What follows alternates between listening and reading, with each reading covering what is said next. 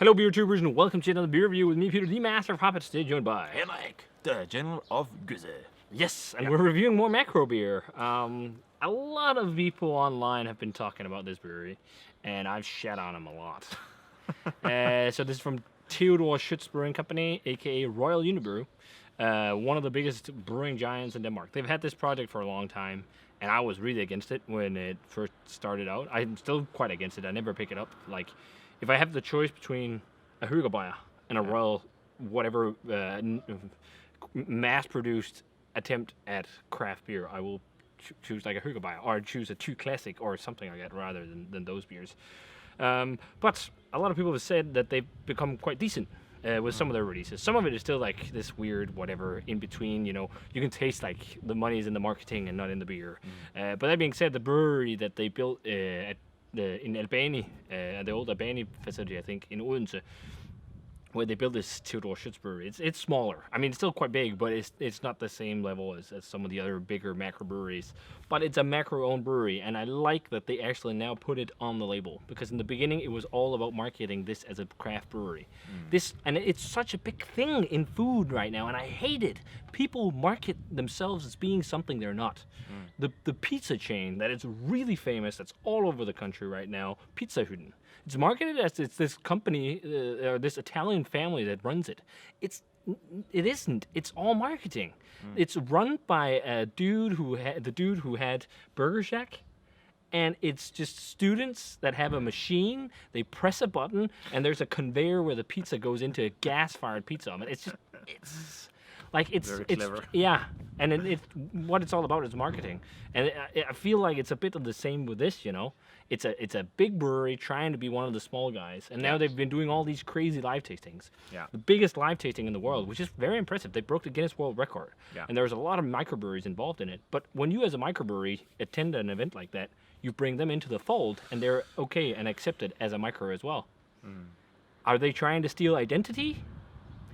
Or what's going on? That's one of the things I can't help but think of it as well. Yeah, I know it's just beer, but being passionate about it, you can't help but think about things like that. Well, it's not only a passion; it's also what you do for a living. Yeah, I know. So maybe it's a bit biased, we've taken like 16% market share from these guys. How are they going to win it back? Trying to be what we are. Yeah.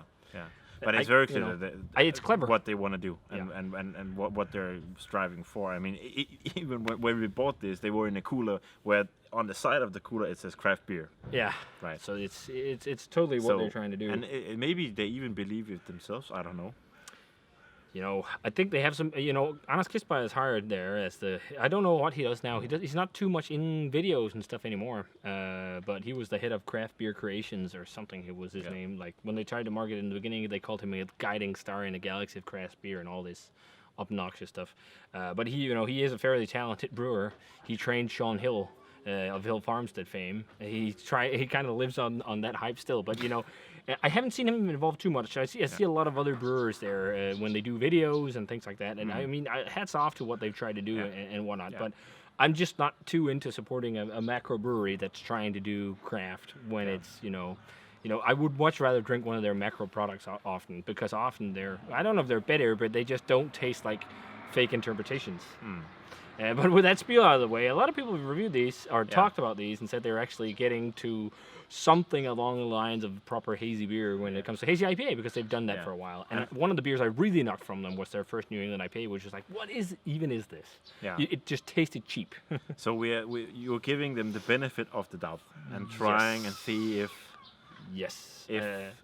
it can actually be good, and I call it craft beer. Yeah, I mean it's half the price of most craft beer. It's 25 crowns a bottle, which is really cheap. I think some people think that's expensive, but you don't know what it costs to make beer. So it's what I also like, if we talk about this stuff, is that they actually have a date on the bottle that says when these are bottled. We're checking out two beers. One is a little bit old, the other one is dead fresh, but it's just the two beers people have been talking about from these guys, and I just thought we should get both, even though one was older. But we're checking out Oceanic Haze, which is a hazy session IPA, and Juicy Galaxye, which is a hazy double IPA. As you see, they are hazy, but standing on the shelves, they were clear. So I'm guessing they probably use a yeast. They could use Conan, because that drops out after time. It it goes out of suspension, or because it's cheaper, they could use dry yeast, like an English ale yeast of sorts. Like SO4, I think a few people have used for these, and it has a tendency to drop out over time. So there was a thick gunk of haze in the bottom, and it's been swirled up, and we didn't swirl it up, but just walking with the beers, it got into suspension, so it's hazy. So make sure to shake your beer before. If you want it hazy, beer doesn't have to be hazy. No, it doesn't. But we're going to start out with Oceanic Haze, which is a session IPA. It's 4%. Water, barley malt, oat, hops, yeast. And it's hopped with some awesome hops, Nelson, Motueka, and Galaxye. It was bottled on the 31st of March. So this is 3 months old. And for me, that's a little old. That's a problem just with, in general, buying beer in the supermarket often. The awareness of freshness is not the same. No. And that's mostly because of pilsners and lagers, right? I mean, they can last better, and a lot of beers used to being pasteurized and all that stuff. Exactly. But it says that it should have flavors, a complex aroma with notes of white wine grapes, peach, tropical fruits, citrus, lime, apple, and melon. Interesting. So let's see what we think, Mr. Henley. Pours a hazy color. I mean, it looks like a New England IPA. It's a whole lot more orange than I actually expected. It looks like almost egg yolk. Yeah. It's not, I just think it looks nice. It's not like that full-on haze. No. But as I said, you could see the haze was dropping out in the bottle. And it's got a white head. Let's check out the aroma. It smells, well, first of all, it smells old. Yeah. Really old.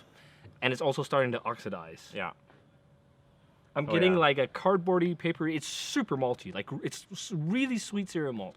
That's because the beer is old, so I can't get too much, give too much shit for that. But yeah, and that's a super malty. It smells like it's not fresh. It smells like caramelly digestive biscuits to me. Yeah. And then with a bit of oxidation, like a bit of just like that kind of papery cardboardy thing. Some overripeness. There is like an overripe kind of yeast thing. Yeah. But it doesn't smell like anything they say on the bottle. There's a bit of it's generic fruitiness. I don't think it's like distinct, but it's also old, so. It doesn't smell that great, to be honest. Nope. Let's try it. Cheers.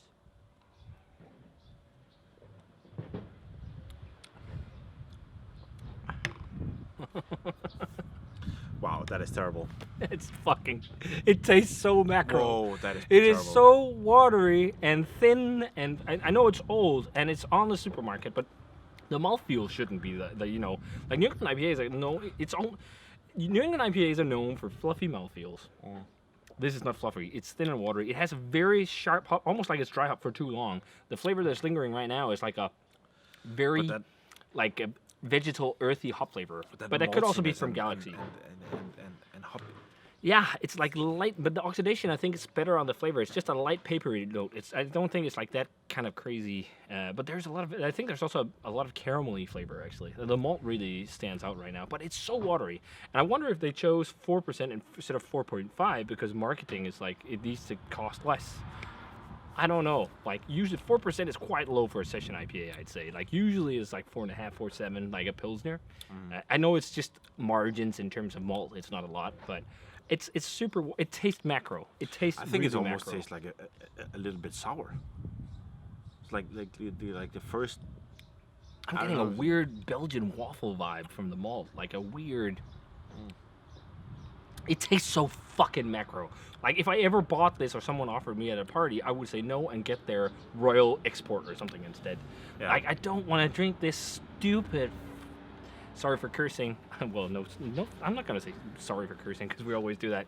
But it just tastes like a stupid fucking macro attempt at making something and being something it's not. It's... Like, a lot of people, it's okay for the price. Everything is fucking okay for the price. Come on. It's one of the worst arguments for anything. Yeah. Everything is okay if the price is cheap. That's just how it is. But I would rather save money and then buy a better beer and then just wait. And if I didn't have the money to drink Haze and I wanted beer that tasted decent, I would just rather drink lagers from the macro guys. Yeah. I don't even want to drink more of that. No. And like, it's just such a. I don't think there's the only off flavor is the oxidation, but the problem for me is like too much caramel flavor and whatnot. And it just screams macro because it's thin and it's watery. Like, people that say that it's quite all right, this one, they probably had a fresher bottle than me first off, or us. Yeah, I would have liked to try it a bit fresher because we don't know for sure if Yeah. that is gonna have something to do No. with this. But But you know, when you're a huge brewery and you put this all over the country and in supermarket shelves, this is what you also have to expect that the product Yeah, is that yeah, people exactly. get. So yeah. Should we move on to the double Yeah, IPA? yeah, This is fresh. I mean, you know, this is only a few weeks old. the double IPA should be better. Yeah, I'm But hoping. let's see. So this one is it all Galaxy? The fun thing, like, I'm not tasting standout profiles No. of any of the hops in there. No. It's generic hoppiness and lots Yeah. of earthy Yeah. kind of flavors. Yeah. And just generic And fruitiness. I don't think it's very. I don't think it's that fruity actually. as I've well. had old, awesome IPAs that tasted better than this. Yeah. Like, just But the 3 microbrewed. months is that? I mean, That is, I think that's So much. Like for me, I think 6 weeks you're starting to see some deterioration. I think Okay. prime time for most IPAs 4 weeks, at least hazies. Motorcycles.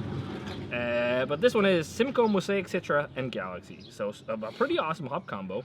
And then they also added lactose to enhance the body. So I guess it's a milkshake IPA. it's a milkshake Uh, IPA. You know, that's also part of the whole New England vibe. But this is fresh, and this is the one a few people have told me is quite nice. It's 7.3% double IPA, so it's also on the edge. Most double IPAs around 8, but Galaxy would probably work better in this as well because I feel like Galaxy is better suited for double IPAs because you need that sweetness. But it's the same color. It's not full on haze. It looks like they use a yeast that drop out, but that could be a Conan or whatever, or a dry yeast or whatever. It could also be just an English ale yeast that's not dry, but that just doesn't, it drops out over time. But it's the it's price very on this similar. was actually The same. The same, They cost yeah, the same. yeah. Which is crazy to think. It's an 8% double IPA. Yeah. Or 7.3% double IPA is the same as a session IPA. But yeah. And a whitish. Hey, let's check out the aroma. Very orange as well. This is dead fresh. How the fuck can people say that this is anything near the craft versions of this? yeah. It is so light and weak. It's so generic. Yeah. I mean, it's This is like 2 weeks old. It screams macro beer. It screams beer that's brewed to a price. Oh, I hate this so much. I really hope the flavor would be better. Again, for me, actually, the earthiness and the like German hop heritage of Galaxy is what shines. Yeah. They probably use some hot is. side as well. Like it's earthy, it's peppery, it's resiny. It's not like it doesn't have that bright, crazy just Simcoe. mild. And It smells like 3 to 5 grams hops per liter in a double IPA. yeah. Let's try this. But at least it's better than what we just had. We'll see. It's much sweeter. Oh yeah. It's so generic. Like, I will say this is definitely closer to the craft thing. But it's so non-distinct. Yeah. Like, it's so non-distinct. There is a generic, I think there's more of a yeast profile on this. There's more of a juicy fruit ester. Yeah. And it's like Sure. stone fruit. Yeah. But it still screams macro. Like, it still has that emptiness to it. Like, it doesn't have that complex No. popping hop flavor. It's like, it's just generic No, juice. it's very straightforward. Yeah. I would not like. I think it's one of the better beers. I'll say that I've had from Anarkist. Yeah. The Theodor Schiøtz. I agree with that. I agree. But I don't think it's fantastic. I don't think it's terrible. But it still just screams a macro beer, and it screams a product where you have to save cost on many things. Yeah. And it tastes like imitation. Like Yeah. if you try and buy a double IPA from some of the best makers of haze in Denmark. If you buy it from Ale Farm, if you buy it from Gamma Brewing, if you buy it from Bad Seed Brewing, if you buy it from Slow Burn, whatever, Mikkeller, even the supermarkets of Mikkeller and Toril puts in the supermarket is much better than this. But they're also like often 39 to 40 some crowns. Yeah. And it's smaller bottles. Yeah. Yeah. I mean, this I would probably enjoy more than your macro ordinary pilsner. I would rather have more full on and more complexity. That's just me. I know. But if you had the choice of, This and a macro, I would. If they had like a well hop pilsner, like if they did a lager Anarkist, I think they do like a Motueka lager. I think I'd rather drink something like that over Okay. this. Yeah.